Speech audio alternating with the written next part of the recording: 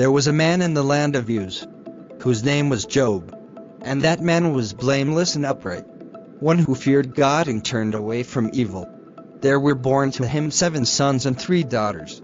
He possessed 7,000 sheep, 3,000 camels, 500 yoke of oxen, and 500 female donkeys, and very many servants, so that this man was the greatest of all the people of the East. His sons used to go and hold a feast in the house of each one on his day, and they would send and invite their 3 sisters to eat and drink with them.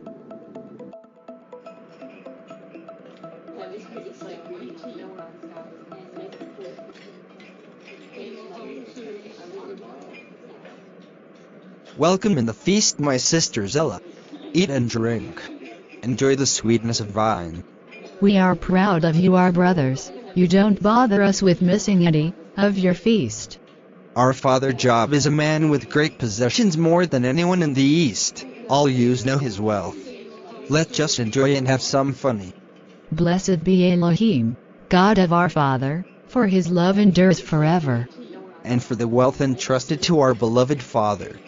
Please join others in part as I serve you some wine.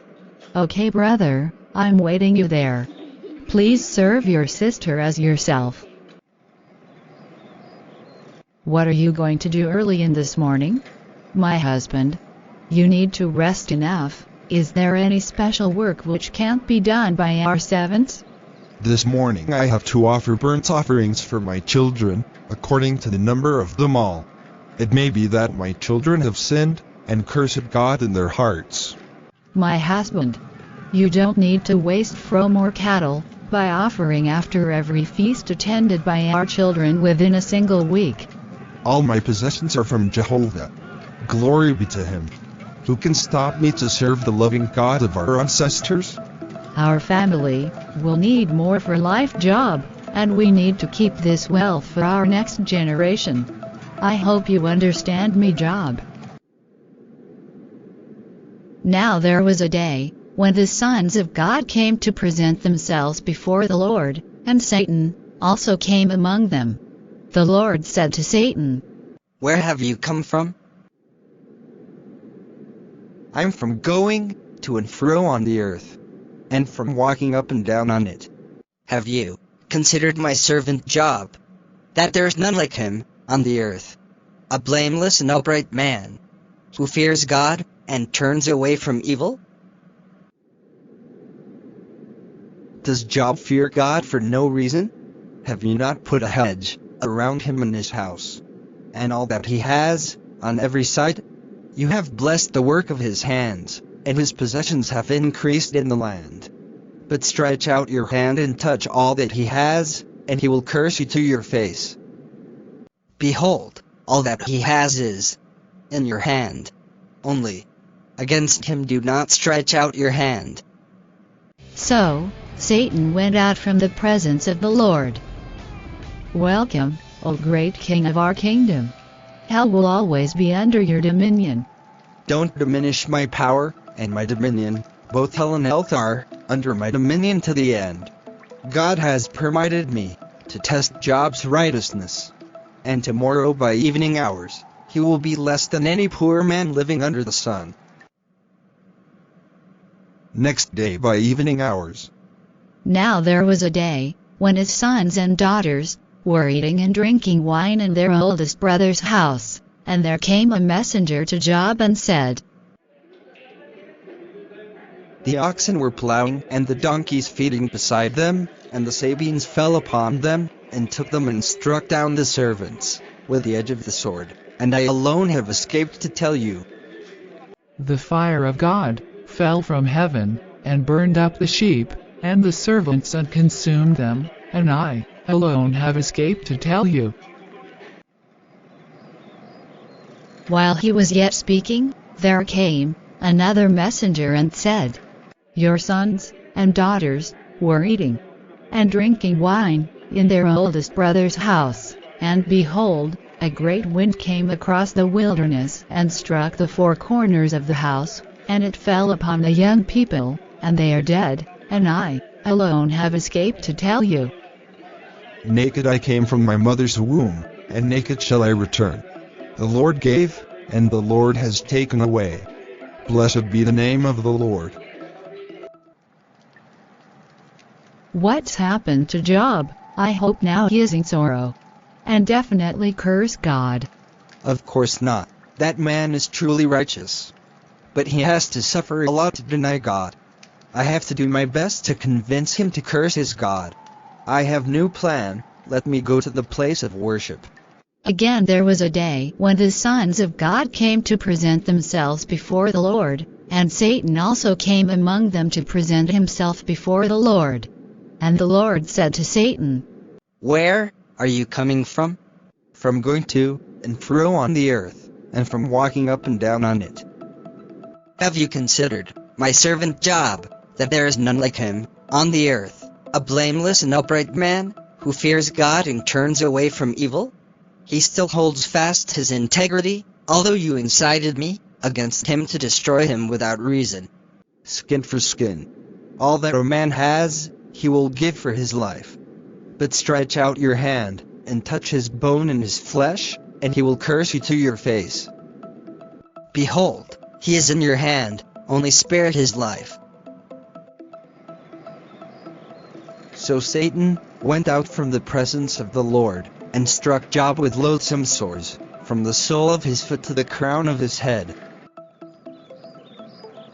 My wife, get for me the piece of broken pottery, for scraping my body. The pain is not ceasing. Do you still hold fast your integrity? Curse God, and die. You speak as one of the foolish women would speak. Shall we receive the good from God, and shall we not receive evil? Now when Job's 3 friends heard of all this evil that had come upon him, they came each from his own place. Eliphaz, the Themanite. Bildad, the Shuhite. And Zophar, the Naamathite. They made an appointment together to come to show him sympathy and comfort him. And when they saw him from a distance, they did not recognize him. And they raised their voices and wept, and they tore their robes and sprinkled dust on their heads toward heaven. And they sat with him on the ground 7 days and 7 nights, and no one spoke a word to him, for they saw that his suffering was very great. And then Eliphaz, the Themanite, attempts to talk to Job, because Job had been cursing the day of his birth before his friends. Let the day perish on which I was born, and the night that said, a man is conceived. Let that day be darkness. May God above not seek it, nor light shine upon it. Let gloom and deep darkness claim it. Let clouds dwell upon it. Let the blackness of the day terrify it. That night, let thick darkness seize it. Let it not rejoice among the days of the year. Let it not come into the number of the months. Behold, let that night be barren. Let no joyful cry enter it. Why did I not die at birth, come out from the womb and expire? Why did the knees receive me? Or why the breasts, that I should nurse? For then I would have lain down and been quiet. I would have slept. Then I would have been at rest. If one ventures a word with you, will you be impatient? Yet who can keep from speaking? Behold, you have instructed many, and you have strengthened the weak hands. Your words have upheld him who is stumbling, and you have made firm the feeble knees. But now it has come to you, and you are impatient. It touches you, and you are dismayed. Is not your fear of God your confidence, and the integrity of your ways your hope? Remember, who that was innocent ever perished? Or where were the upright cut off? I'm innocent. I don't know why all of these trouble reached to me. Check your heart and repent, my friend Job. Behold, blessed is the one whom God reproves. Therefore despise not the discipline of the Almighty. For he wounds, but he binds up. He shatters, but his hands heal. As for me, I would seek God, and to God would I commit my cause. Who does great things and unsearchable, marvelous things without number. Has not man a hard service on earth, and are not his days like the days of a hired hand? Like a slave who longs for the shadow, and like a hired hand who looks for his wages, so I am allotted months of emptiness, and nights of misery are apportioned to me. When I lie down I say, when shall I rise? But the night is long, and I am full of tossing till the dawn. My flesh is clothed with worms and dirt.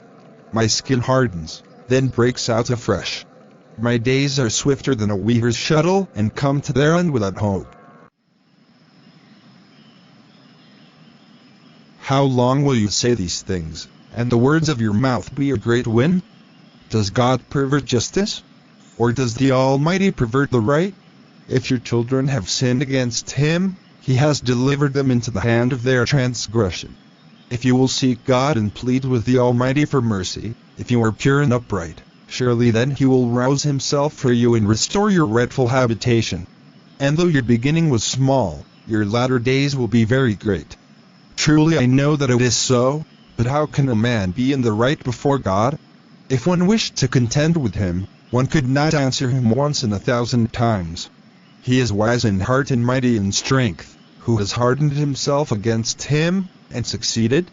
Should a multitude of words go unanswered, and a man full of talk be judged right?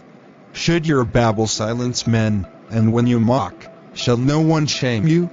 For you say, my doctrine is pure, and I am clean in God's eyes. But oh, that God would speak and open his lips to you, and that he would tell you the secrets of wisdom. For he is manifold in understanding. Know then that God exacts of you less than your guilt deserves. Man who is born of a woman is few of days and full of trouble. He comes out like a flower and withers. He flees like a shadow and continues not. And do you open your eyes on such a one and bring me into judgment with you? Who can bring a clean thing out of an unclean? There is not one. And all three friends accused Job in many occasions until the fourth friend come, and recognized that God is testing his righteousness through trials. For I know that my Redeemer lives, and at the last he will stand upon the earth. And after my skin has been thus destroyed, yet in my flesh I shall see God, whom I shall see for myself, and my eyes shall behold, and not another. My heart faints within me. Don't you see that all of you friends accused you sins? God hates you. And friends have forsaken you. I can't see any reasons for you to live within such sufferings. Remember my advice and curse God. He will kill you. He no longer loves you, husband. I hold fast my righteousness, and will not let it go. My heart does not reproach me for any of my days. Job has not changed his mind at all. He is righteous. He persisted to his noble characters, his blameless, even thought I whispered to the wife and friend to accuse him. So sad to hear this.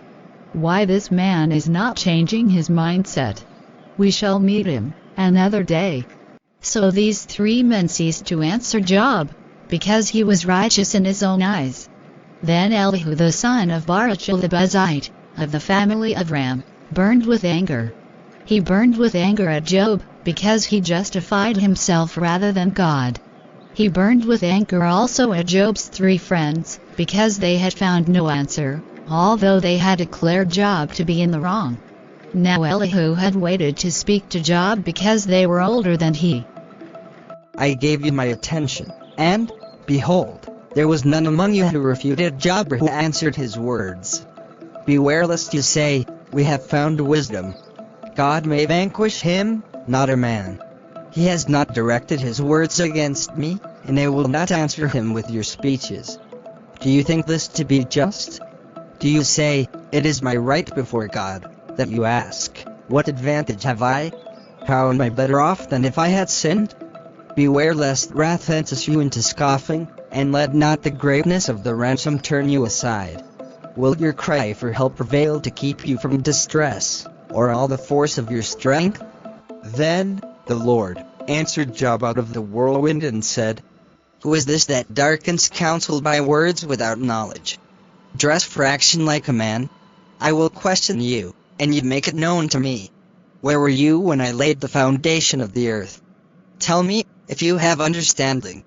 Who determined its measurements? Surely you know. Or who stretched the line upon it? On what were its bases sunk, or who laid its cornerstone? Who is this that hides counsel without knowledge? I know that, You can do all things, and that no purpose of yours can be thwarted. Therefore I have uttered what I did not understand, things too wonderful for me, which I did not know. Hear, and I will speak. I will question you, and you make it known to me. I had heard of you by the hearing of the ear, but now my eye sees you. Therefore I despise myself, and repent in dust and ashes. My wife, you can now see all blessings we have today, because the Lord has blessed the latter days of us more than our beginning. And now we have 14,000 sheep, 6,000 camels, 1,000 yoke of oxen, and 1,000 female donkeys.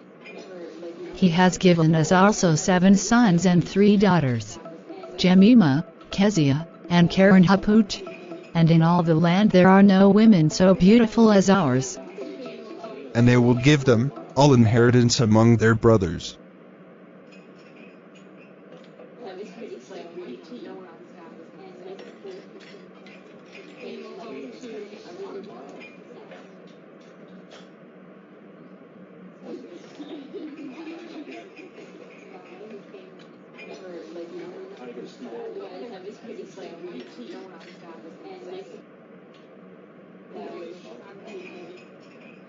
I'm called Job in this cartoon.